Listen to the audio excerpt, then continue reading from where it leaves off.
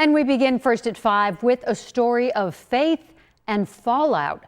Records obtained by Two on Your Side Investigates show a major settlement is now on the table for Child Victims Act lawsuits against Catholic dioceses across New York State. Good evening, I'm Mary Alice Demler. Scott is off tonight. Now that settlement could tap into a major asset of the church, and we have live team coverage for you tonight.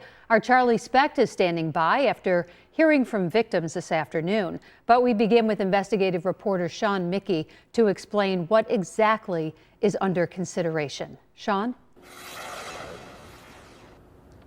Documents filed in court and obtained by Two on Your Side make clear that the proceeds of $3.75 billion from Fidelis Care are on the table.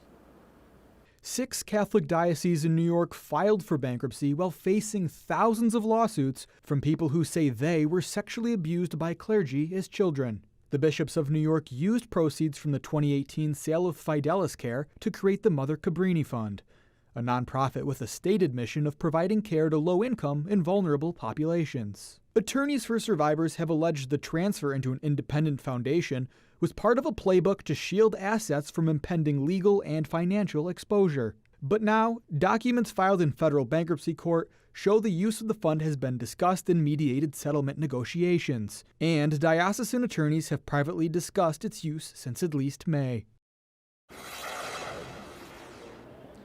I did reach out to the diocese about this, and they say they are not seeking to use the funds. Investigative reporter Charlie Specht will take over now with reaction from survivors. Charlie?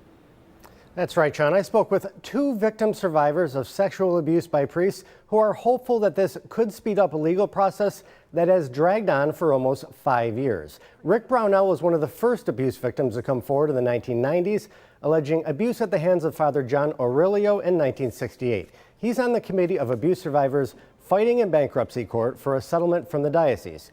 He says he's not surprised church leaders may be looking at this new pot of money that came from the sale of Fidelis Care in 2018.